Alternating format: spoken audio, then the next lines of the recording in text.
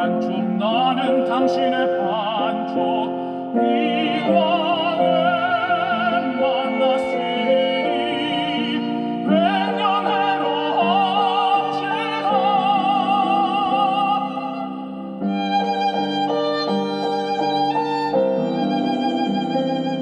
오해 같은 세상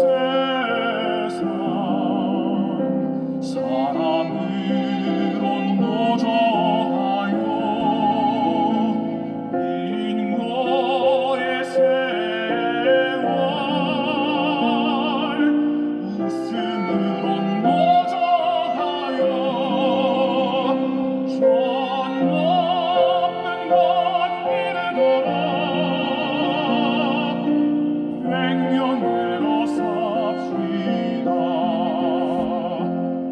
오해 같은 세상 사랑으로 노조하여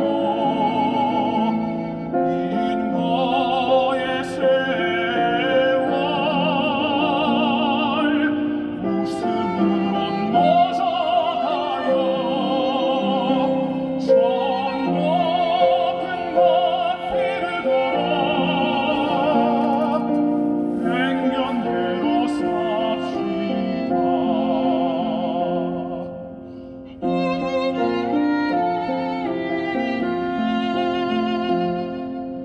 앓고 달고 티격태격 백년해로 티격태격 알콩달콩 백년해로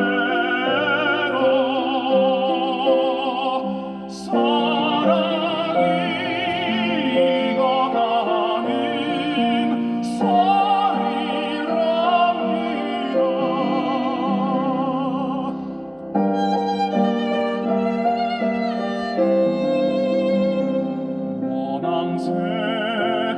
원앙새처럼 화려하지 않아도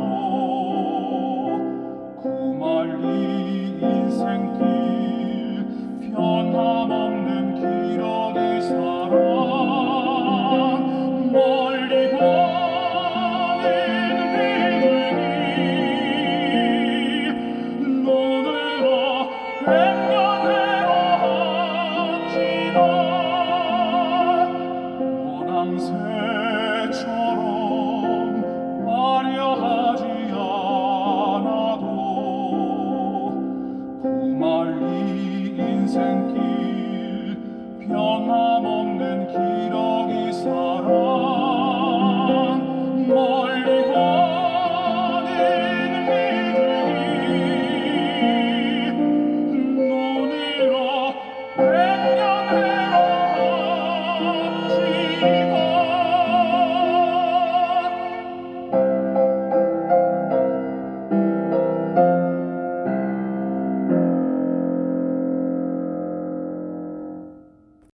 네, 살아계신 하나님의 말씀은 창세기 1장 27절로 28절 말씀이 되겠습니다. 하나님이 자기 형상 곧 하나님의 형상대로 사람을 창조하시되 남자와 여자를 창조하시고 하나님이 그들에게 복을 주시며 하나님이 그들에게 이르시되 생육하고 번성하여 땅에 충만하라. 땅을 정복하라. 바다의 물고기와 하늘의 새와 땅에 움직이는 모든 생물을 다스리라 하시니라. 아멘. 사랑하는 성도 여러분, 창세기 1장에서 태초에 하나님이 천지를 6일 동안에 창조하셨다는 말씀을 믿습니까? 특히 창세기 1장 27절에 하나님이 여섯째 되던 날 자기 형상대로 아담이라는 남자와 하와라는 여자를 창조하시고 그들 부부에게 축복하시기를 생육하고 번성하여 땅에 충만하라. 땅을 정복하라. 바다의 물고기와 하늘의 새와 땅에 움직이는 모든 생물을 다스리라는 축복을 주셨습니다. 지구상의 최초의 부부는 아담과 하와였다는 말씀을 모를 사람은 없으실 것으로 믿습니다. 오늘은 모범적인 부부라는 제목으로 은혜를 나누고자 합니다. 먼저 부부라는 개념은 지아비 부자를 쓰고 며느리 부자를 써서 부부라고 합니다. 지아비부란 혼인 관계에 있는 남자 혹은 남편이고요.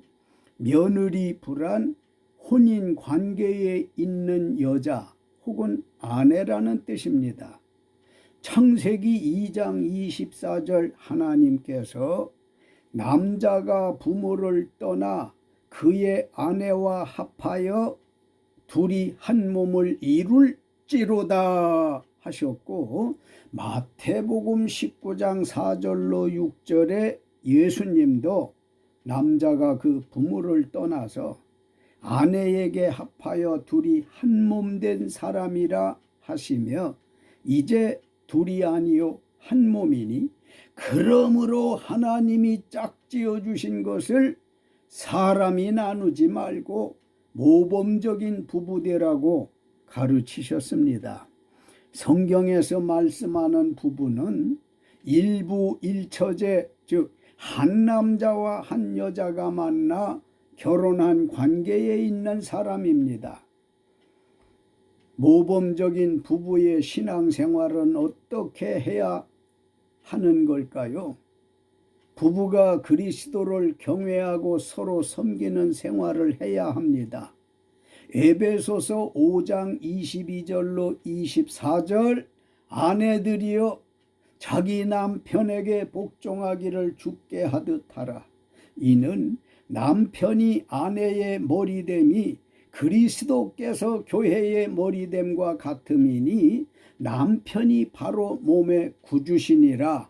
그러므로 교회가 그리스도에게 하듯 아내들도 범사에 자기 남편에게 복종할지니라.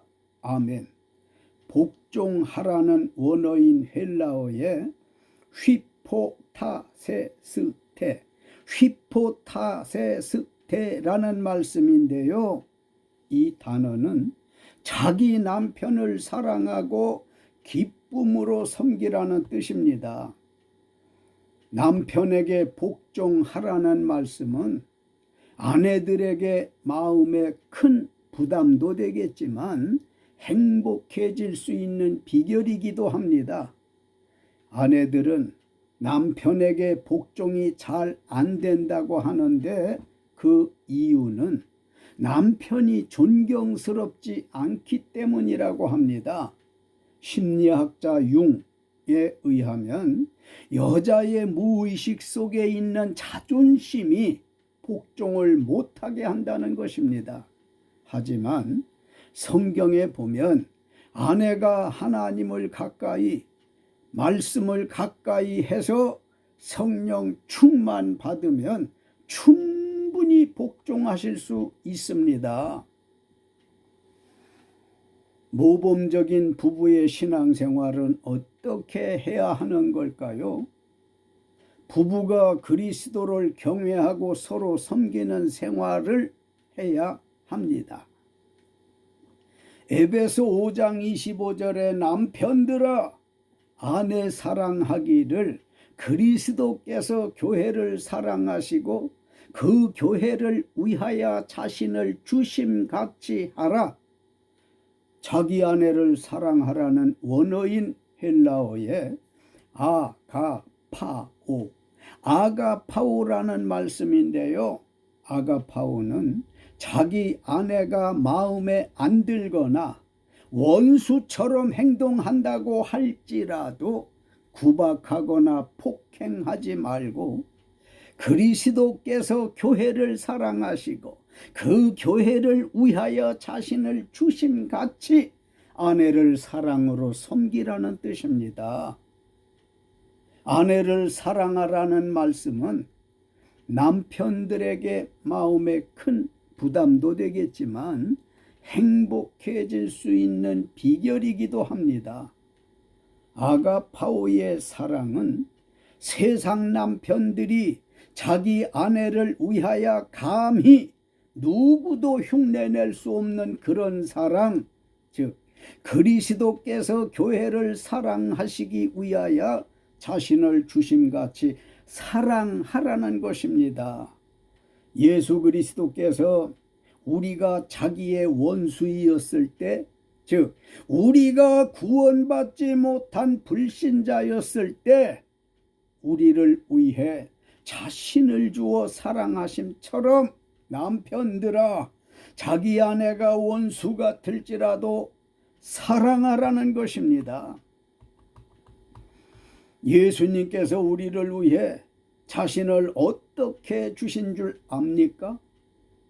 요한복음 19장 34절, 예수님이 십자가에 달리셨을 때 한 군인이 창으로 옆구리를 찌르니 곧 피와 물이 나오더라.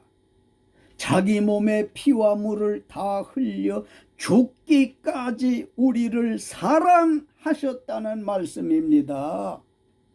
예수님이 옆구리에서 흘리신 피는 예수 믿는 자의 구속을 위한 능력을 뜻하고요. 예수님이 옆구리에서 흘리신 물은 모든 교회의 생명을 공급함을 뜻합니다. 어떤 남편들처럼 아내가 나를 사랑해 주면 나도 아내를 사랑해 주고, 아내가 나를 업신여기면 나도 아내를 업신여기는 그런 유치한 사랑하지 마시고, 성경이 우리에게 가르치심처럼 예수 그리스도의 아가파오 사랑을 실천하십시오. 무조건 사랑하라는 겁니다. 아내를 솔로몬이 볼품없고 냄새나는 술람미 여인을 사랑했듯, 호세야 선지자가 음란한 여자 고멜을 사랑했듯이, 하나님을 믿는 저와 여러분은 자기 아내가 원수 같을지라도 아가파오 무조건 사랑하시라는 말씀입니다. 남편들에게 주어진 권세, 권의 따위로 아내를 억압하고 제압하려 하지 말고 사랑하시라는 말씀입니다. 그러면 왜 남편들이 자기 아내에게 아가파오 무조건 사랑하라는 걸까요? 에베소서 5장 26절로 27절, 이는 곧 물로 씻어 말씀으로 깨끗하게 하사 거룩하게 하시고 자기 앞에 영광스러운 교회로 세우사 티나 주름 잡힌 것이나 이런 것들이 없이 거룩하고 흠이 없게 하려 하심이라. 아멘. 예수 믿는 아내는 자기 남편에게 죽게 하듯 복종하고, 죽게는 복종만 있을 뿐이니 그렇게 복종하고, 역시 예수 믿는 남편은 자기 아내 사랑하기를 그리스도께서 죽기까지 교회를 사랑하시듯 사랑하라는 말씀입니다. 아내는 남편에게 복종하고 남편은 자기 아내를 사랑으로 서로 섬기는 것이 모범적인 부부입니다. 부부가 서로 섬기지 않고 배우자에게 뭘 바라고 지시만 하고 잔소리만 한다면 모범적인 부부는 아닙니다. 이 말씀을 경청하시는 부부는 그리스도를 경외하고 서로 섬기는 생활로 모범적인 부부 되시길 예수님의 이름으로 축원합니다. 지금 우리 대한민국은 정치 불안과 경제적으로 매우 어려운 상황에 있다 보니까 젊은이들의 결혼 연령이 높아가고 더러는 처녀와 총각으로 늙어가는 이들이 있는데 심히 안타깝습니다. 저는 예전에 한 여고생과 신앙 상담할 때 기억나는 말이 있습니다. 그 여학생의 말이 결혼해도 고생, 안 해도 고생인데 자기는 결혼해서 아가도 낳고 싶다고 했습니다. 당시 그 여고생이 똑똑하고 현명하다는 생각을 했는데요. 지금 생각하면 애국자라고 말하고 싶습니다. 그런 젊은이들이 많았으면 좋겠습니다. 젊은 남자와 여자가 각기 홀로 사는 게 젊어서는 좋을 수도 있다는 생각에 동의합니다만 하나님의 말씀인 성경에 비추어 보면 결혼하는 것이 하나님의 뜻이 맞고요. 부모님께 효도하는 것이고 자기의 기쁨이며 장차 보험이 될 것입니다. 세월 앞에 장사 없습니다. 눈 깜빡할 사이에 자기 모습이 노구, 즉 늙은 몸으로 변합니다. 늙어서 감기 들어 콜록대고 배 아파 아픈 배 움켜쥐고 고통 겪을 그런 때라도 온다면 어떡하시겠습니까? 그때 찾아오는 사람 없어. 사람 그리운 거 생각해 보셨나요? 젊어서 사람 그리운 거 실감하지 못하기 쉽습니다. 요즘 고독사라는 뉴스가 가끔 나오는데 심상치 않아요. 세월 유수같이 흘러 고독한 날이 곧 옵니다. 젊은이들이요, 다시 생각해서 결혼하시면 좋겠습니다. 가끔 뉴스에 들어보니까 혼자 살던 아무개가 죽어 일주일 만에, 어떤 이는 2달 만에 발견됐답니다. 이는 가족이 없기 때문이 아닐까요? 젊은이들이 결혼 못하거나 안 하는 데에는 나름대로 이유가 있다고 보고 일면 이해를 합니다. 2006년 영국 옥스퍼드 대학 인구문제연구소 데이비드 콜먼 교수가 발표한 자료에 의하면 지구상에서 가장 먼저 사라질 나라는 한국이라고 발표를 했는데요. 옥스퍼드 인구문제연구소에서 결과를 내놓은 것이기 때문에 신빙성이 굉장히 높다고 생각됩니다. 허위라 할지라도 이런 소식을 들을 때 저도 한국인의 한 사람으로 소름 끼치지 않을 수 없습니다. 그러면 지구상에서 가장 먼저 사라질 나라로 한국이 꼽힌 배경은 무엇인지 아십니까? 하나님 잘 섬기는 나라이며 사계절이 뚜렷하고 동방예의지국이며 전통 문화유산도 많고 아름답고 빛나는 대한민국이 지구상에서 가장 먼저 사라질 나라라는 발표는 정말 충격적이고 부끄럽기까지 합니다. 왜 지구상에서 가장 먼저 사라질 나라로 한국이 꼽혔는지 요약본을 보니까요, 제1순위가 청년들의 실업으로 인한 결혼 회피함과 결혼하면 자녀 수 적게 낳아 인구 감소하는 것과 제2순위는 부동산 즉 주택 문제라는 것입니다. 이런 현상으로 청년들이 여러 가지를 포기할 수밖에 없다고 탄식합니다. 그 중에 대표로 취업 포기, 결혼 포기, 육아 포기라는 즉 삼포 청년들이 한두 사람이 아닙니다.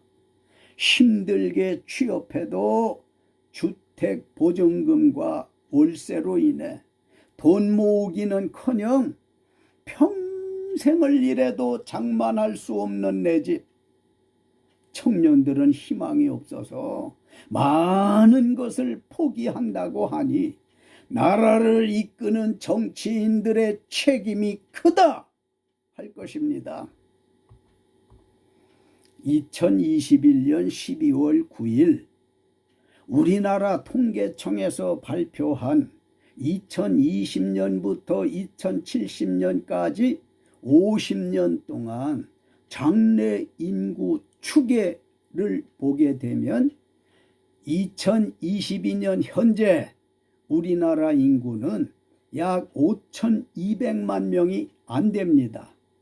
인구 감소 속도가 굉장히 심각함을 알 수 있는데 약 78년이 지나 2100년이 되면 현재 인구의 절반인 약 2500만 명으로 감소할 전망이랍니다.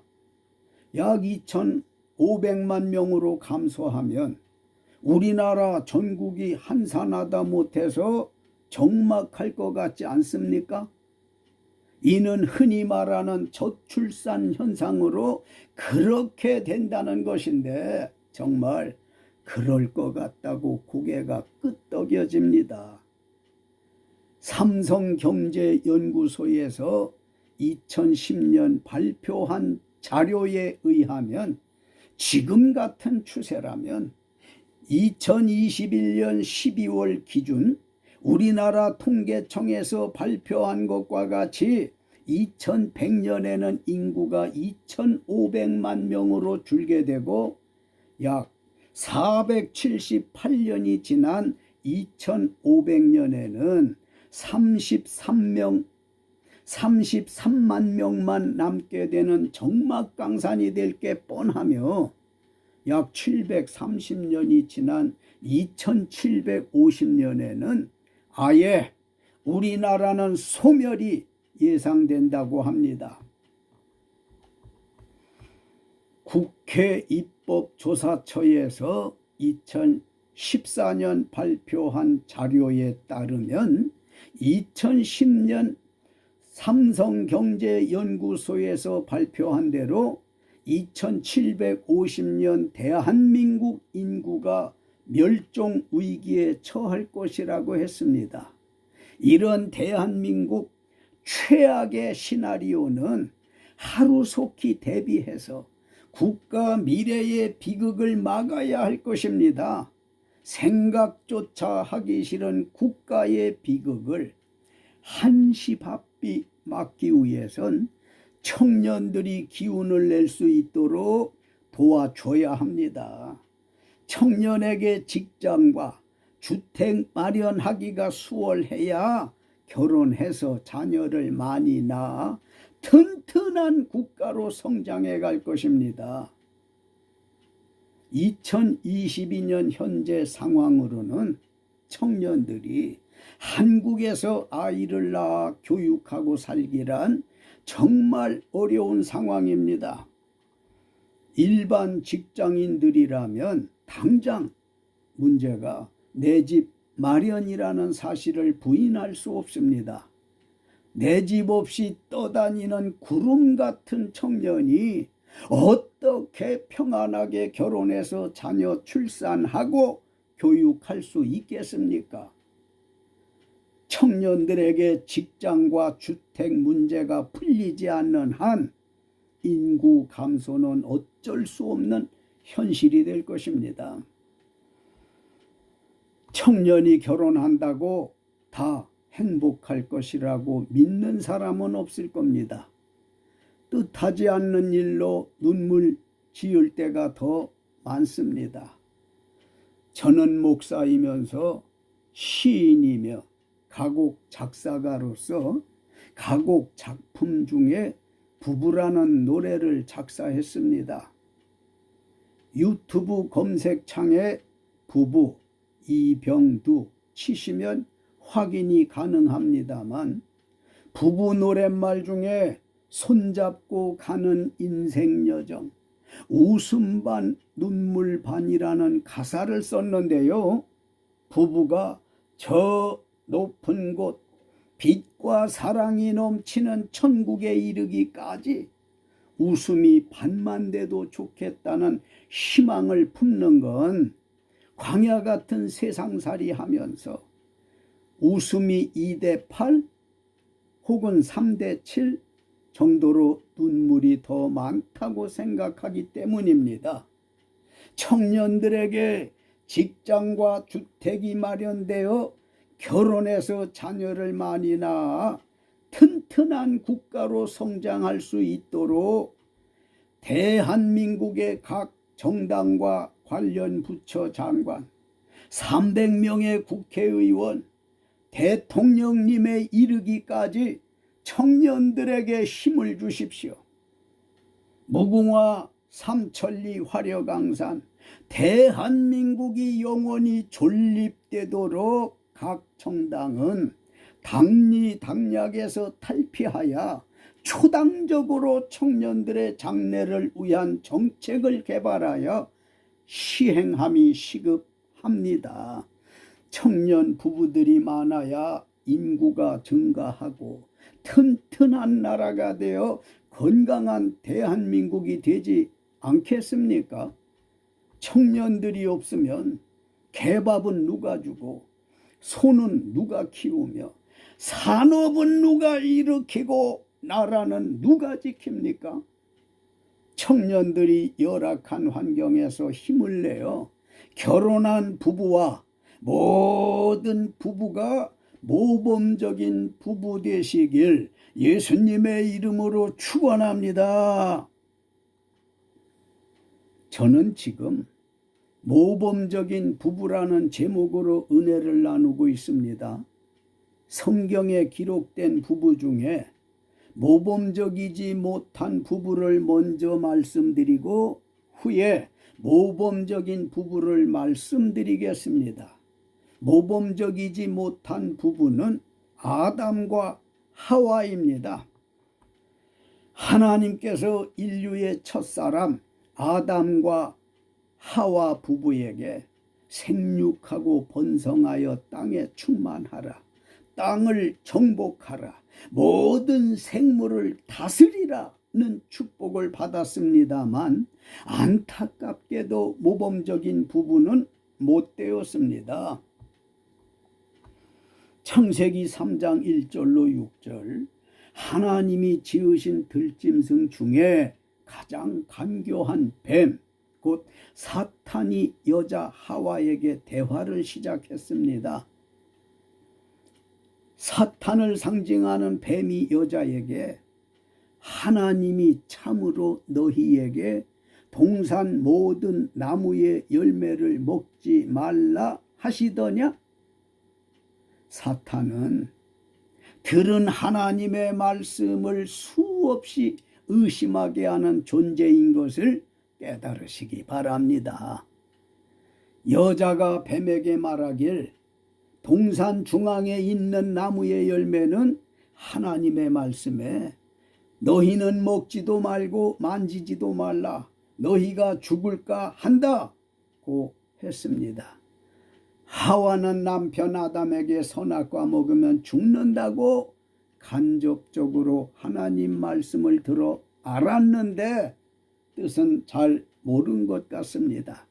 사탄을 상징하는 뱀이 여자에게 너희가 결코 죽지 아니하리라, 너희가 그것을 먹는 날에는 너희 눈이 밝아져 하나님과 같이 되어 선악을 알 줄 하나님이 아신다. 거짓말하자 여자가 그 나무를 본즉 먹음직도 하고 보암직도 하고 지혜롭게 할 만큼 탐스러워 여자가 그 열매를 따먹고 자기와 함께 있는 남편에게도 주매 그도 먹은지라. 아뿔싸 주여. 아담의 아내인 하와는 사탄을 상징하는 뱀의 유혹과 시험과 거짓말을 분별하지 못하여 하나님이 먹으면 반드시 죽는다는 선악과를 따먹고 남편에게도 주어 그도 먹음으로 이 땅에 죄가 생긴 것입니다. 이들의 죄 때문에 사람은 말할 수 없는 고통이 시작되었고 병들어 늙어 죽게 된 것입니다. 창세기 3장 11절로 12절 하나님께서 모범적이지 못한 부부에게는 신문과 형벌하십니다. 그러면 부부가 모범적이냐 아니냐의 기준은 무엇일까요? 하나님의 말씀을 지키느냐 안 지키느냐인 것입니다. 창세기 2장 15절로 17절 여호와 하나님이 아담에게 동산 각종 나무의 열매는 네가 임의로 먹되 선악을 알게 하는 나무의 열매는 먹지 말라. 네가 먹는 날에는 반드시 죽으리라. 직접 주신 말씀을 지키지 않은 일로 하나님이 아담에게 신문하고 형벌 주기 위해서 부르셨습니다. 창세기 3장 8절로 10절 아담과 하와 부부는 그날 바람이 불 때 동산에 거니시는 하나님의 소리를 듣고 하나님의 낯을 피하여 동산나무 사이에 숨었는데 하나님이 아담아 아담아 네가 어디 있느냐 아담아 네가 어디 있느냐 부르시니 아담이 내가 동산에서 하나님의 소리를 듣고 벗었으므로 두려워하여 숨었다고 했습니다. 창세기 3장 11절로 12절 하나님의 말씀을 지키지 아니한 아담에게 하나님의 신문과 아담의 답변과 형벌은 무엇일까요? 하나님께서 아담에게 직접 먹지 말라 명한 그 나무 열매 선악과를 내가 먹었느냐는 신문에 아담이 하나님이 나와 함께 있게 하신 여자가 선악과를 내게 주므로 내가 먹었다고 답변했습니다. 아담이 선악과를 먹은 것에 대하여 하나님 말씀을 잊고 먹었는데 잘못했다며 회개했으면 좋았을 테지만 하나님이 자기와 함께 있게 하신 여자가 선악과를 주므로 먹었다고 답변한 것은 하나님과 자기 아내에게 책임을 전가한 것으로 들려지고 느껴집니다. 이는 하나님의 신문에 불성실한 답입니다. 하나님께서 아담에게 내리신 형벌은 무엇일까요? 창세기 3장 17절로 19절 아담에게 네가 네 아내의 말을 듣고 내가 네게 먹지 말라 한 나무의 열매를 먹었은즉 너로 말미암아 땅이 저주를 받고 너는 네 평생에 수고하여야 그 소산 채소를 먹으리라. 네가 흙으로 돌아갈 때까지 얼굴에 땀을 흘려야 먹을 것을 먹으리라. 너는 흙이니 흙으로 돌아갈 것이니라. 죄를 범한 인생은 친토일생인 것입니다. 친토일생이라는 말은 사람이 흙에서 나서 흙과 더불어 친하여 살다 흙으로 돌아가니 허무하다는 뜻입니다. 창세기 3장 13절 하나님의 말씀을 지키지 아니한 하와에게 하나님의 신문과 하와의 답변과 형벌은 무엇이었을까요?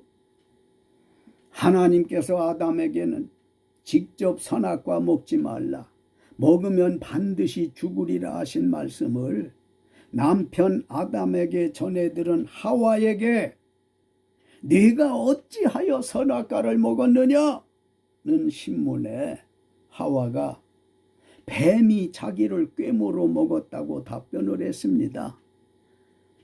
하와가 선악과를 먹은 것에 대하여 남편에게 들어 알았지만 설마 하고 먹었는데 잘못했다며 회개했으면 좋았을 테지만 뱀이 자기를 꿰어서 먹었다고 답변했습니다.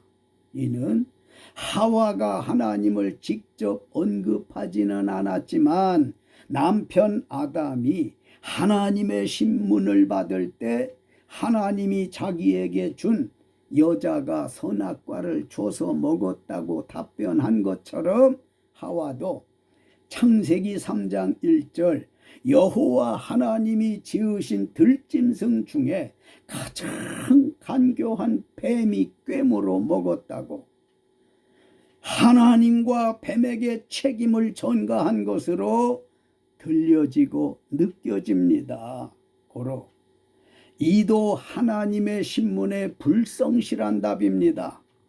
다시 말씀드리면 하나님께서 선악과나 뱀을 만들지 않았으면 그런 일은 없었을 게 아니냐는 뼈있는 말입니다. 하나님께서 하와에게 내리신 형벌은 무엇일까요? 하나님께서 아담에게 직접 선악과 먹지 말라, 먹으면 반드시 죽는다는 것을 하와 네가 들어 알면서 하나님 말씀보다 뱀의 말을 듣고 설마하며 선악과 먹고 남편에게도 주어 먹게 한 죄로 형벌을 받았습니다. 창세기 3장 16절 네게 임신하는 고통을 크게 더하리라. 네가 수고하고 자식을 낳을 것이라고 했습니다. 여성들이요 어떻습니까? 여자가 자녀 임신할 때나 특히 자녀 출산할 때 얼마나 고통이 큽니까? 너는 남편의 다스림을 받게 될 것이라고 했는데 오늘날 아내가 남편에게 다스림을 받는 분이 얼마나 될까요? 세상이 고장난 것 같습니다. 아담 부부를 통해서 배울 것은 잘못이나 죄에 대하여 남에게 책임 전가하는 사탄의 습성을 버려야 합니다. 이유는 모범적인 부부가 아니기 때문입니다. 하나님께서 인류의 첫사람 아담과 하와 부부에게 생육하고 번성하여 땅에 충만하라, 땅을 정복하라, 모든 생물을 다스리라는 축복을 주셨습니다만 안타깝게도 모범적인 부부는 못 되었음을 지금까지 확인했습니다. 매우 안타까운 일입니다.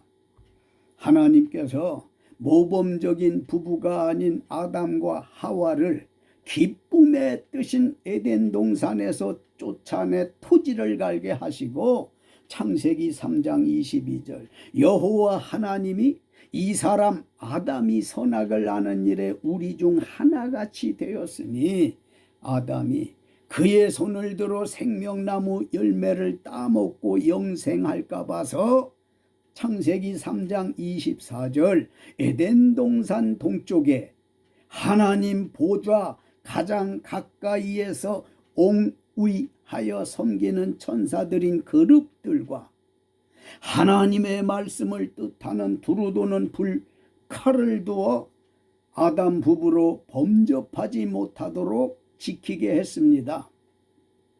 이는 선악과 먹지 말라, 먹는 날에는 반드시 죽는다고 약속하심을 이루신 것입니다. 지금까지 인류의 첫 부부 아담과 하와가 하나님 말씀을 멀리하거나 잊어버려서, 즉 말씀을 소홀히 여겨서 하나님께 신문받고 형벌받은 말씀을 드렸습니다만 이번에는 모범적인 부부가 못되게 한 뱀이 받은 형벌을 들어보십시오. 창세기 3장 14절로 15절 하나님의 말씀을 혼동시켜 첫사람 부부를 시험에 빠뜨린 뱀에게 내리신 형벌은 무엇입니까? 네가 모든 가축과 들의 모든 짐승보다 더 저주받아 배로 다니고 살아있는 동안 흙을 먹을지니라. 너로 여자와 원수가 되게 하고 여자와 뱀의 후손 대대로 원수가 되어 저주가 계속되리라. 남자도 그렇지만 여자가 뱀을 무서워하는 것은 하나님 말씀대로 대대로 원수가 되었기 때문입니다. 여자의 후손인 예수님이 사탄 마귀의 상징인 뱀의 머리를 상하게 할 것이요, 사탄 마귀의 상징인 뱀은 예수님의 발꿈치를 상하게 할 것이라고 하셨는데, 이는 세상 종말에 예수님께서 뱀의 머리를 상하게 하고 깨트릴 것에 비해서 뱀은 예수님의 발꿈치를 상하게 할 것이라는 예언의 말씀인 것입니다.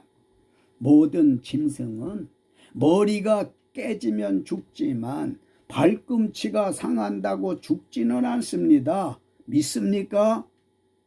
하나님께서 에덴 동산에서 죄를 범한 아담과 하와와 뱀에게 내리신 형벌을 요약해서 다시 말씀드리면, 남자 아담에게 내가 흙으로 돌아갈 때까지 얼굴에 땀을 흘려야 먹을 것을 먹으리라.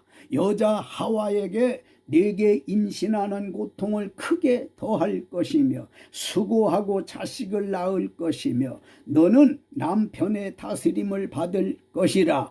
여자를 거짓말로 유혹한 뱀에게 네가 모든 가축과 들의 모든 짐승보다 더 저주를 받아 배로 다니고 살아있는 동안 흙을 먹을지니라 하신 형벌이 수천 년간 중단 없이 오늘날까지 계속된 역사를 말씀드린 것은, 이제 드리는 말씀을 삼가 두렵고 떨리는 마음으로 들으시어 모범적인 부부가 되시라는 말씀을 드리기 위함입니다. 사도행전 18장 1절로 3절에 아굴라와 브리스길라 부부는 모범적인 부부였습니다. 잘 들어보시기 바랍니다. 아굴라와 브리스길라 부부에게 배울 믿음은 전지전능하신 하나님을 믿지만 같은 믿음으로 서로가 사랑하고 헌신하고 순종한 것입니다. 사도 바울이 아덴에서 떠나 고린도에서 선교 활동하고 있을 때 기원 후 41년부터 54년까지 13년간 로마의 제4대 황제였던 클라우디오가 모든 유대인은 로마에서 떠나라 며 유대인들을 박해하고 추방할 때 고린도로 이주한 유대인은 약 3만 명 정도라고 합니다.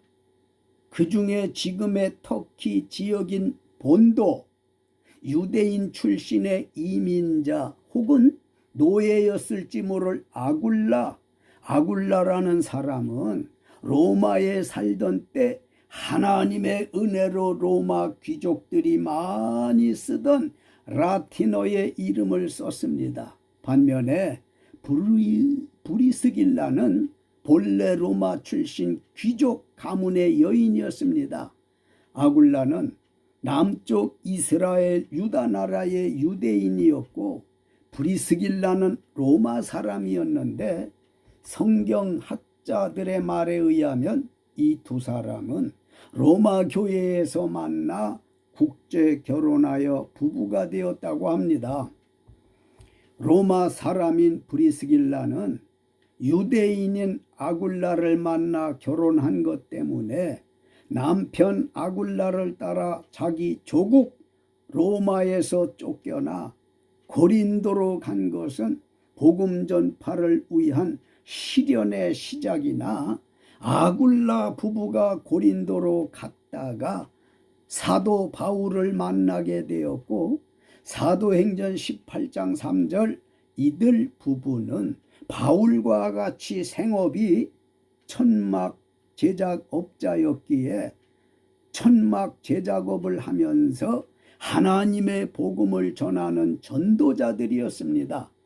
로마서 16장 3절 바울과 함께 복음을 전하는 동력자가 된 아굴라 부부는 지중해 주변을 다니며 선교 활동했으므로 로마의 귀족 중에서도 예수님을 영접하는 수가 많아졌다고 합니다. 아굴라 부부에게 배울 것은 같은 믿음으로 서로 사랑하고 헌신하고 순종한 것이라고 말씀드렸습니다.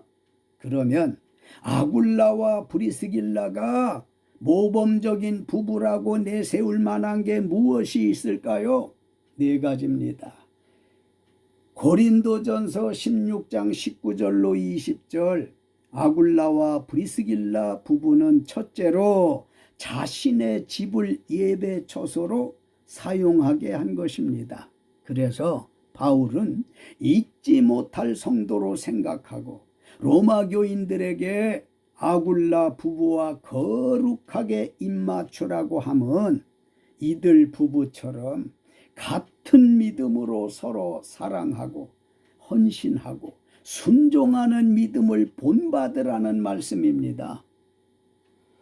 아굴라와 브리스길라가 모범적인 부부라고 내세울 만한 것 두 번째는 사도행전 18장 24절로 26절 아굴라 부부는 하나님의 말씀인 도를 더 정확하게 풀어 가르쳐 준 것입니다.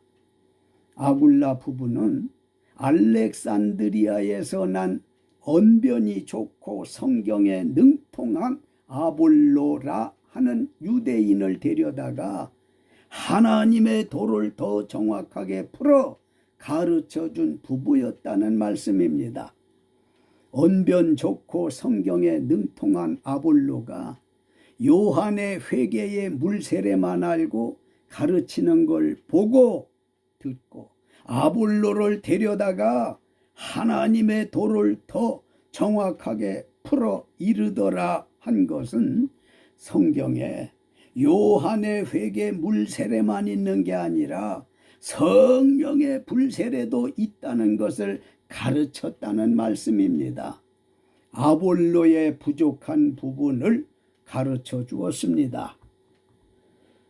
아굴라와 브리스길라가 모범적인 부부라고 내세울 만한 것 세 번째는 로마서 16장 3절로 4절 아굴라 부부는 바울의 목숨을 위하여 자기들의 목까지도 내놓은 것입니다.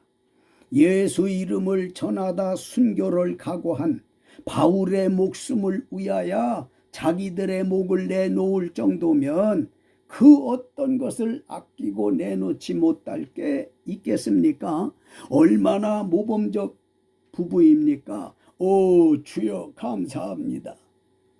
아굴라와 브리스길라가 모범적인 부부라고 내세울 만한 것 네 번째는 고린도전서 16장 19절과 로마서 16장 3절로 4절 아굴라 부부는 부부간에도 믿음을 경주한 것입니다.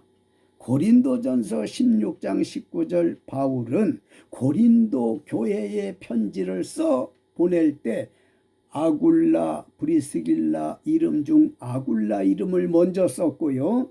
로마서 16장 3절로 4절 바울은 로마 교회에 써보내는 편지에는 브리스길라 아굴라 이렇게 되어져 있는 이름을 브리스길라 이름을 먼저 쓰신 것은 특정 지역이나 장소에 따라서 부부 간에도 믿음을 경주한 예라 할 수 있습니다.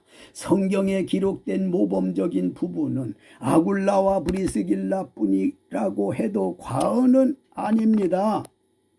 결론, 사랑하는 성도 여러분, 그리고 유튜브 가족 여러분, 성경의 모범적인 부부는 어떤 부부라고 배우셨습니까? 창세기 3장 12절로 13절, 아담 부부처럼 자기 잘못이나 죄에 대한 책임을 배우자나 지인, 특히 하나님께 전가하는 부부는 아니고요. 사도행전 18장 1절로 3절, 아굴라와 브리스길라와 아굴라 부부처럼 하나님을 믿으면서 다툼 없이 같은 믿음으로 서로가 사랑하고 헌신하고 순종하고 부부간이라도 믿음을 경주하는 부부가 모범적인 부부인 것입니다.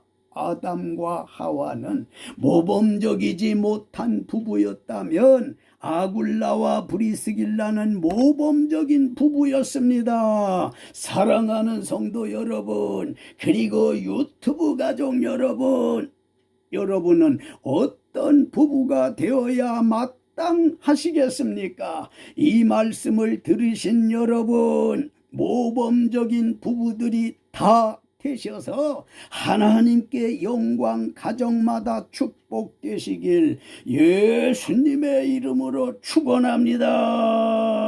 할렐루야.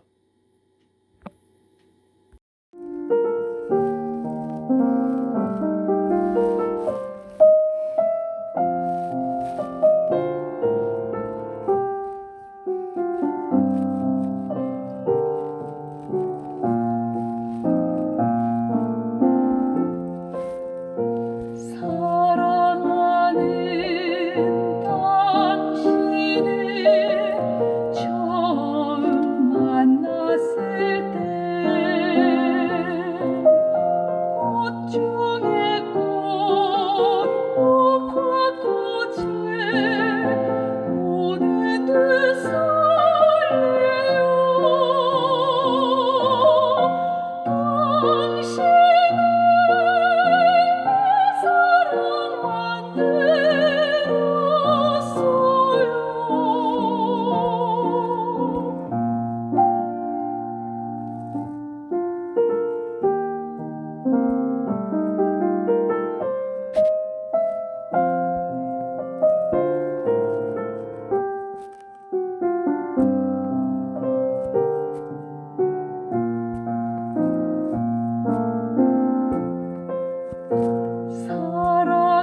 사랑하는 당신을 처음 만났을 때 목중에 못 뒷모를 보는 듯 쳐서 내 맘을 당신께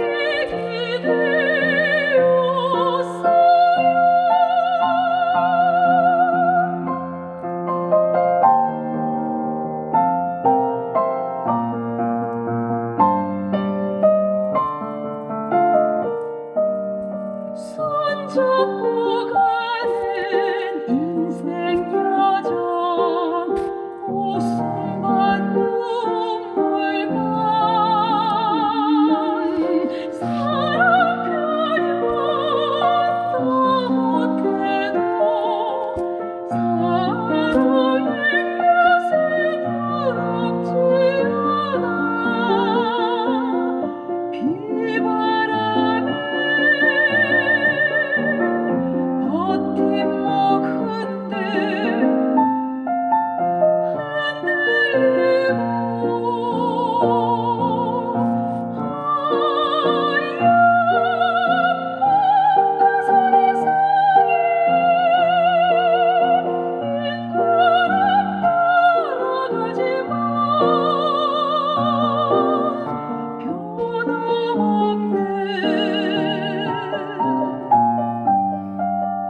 기러기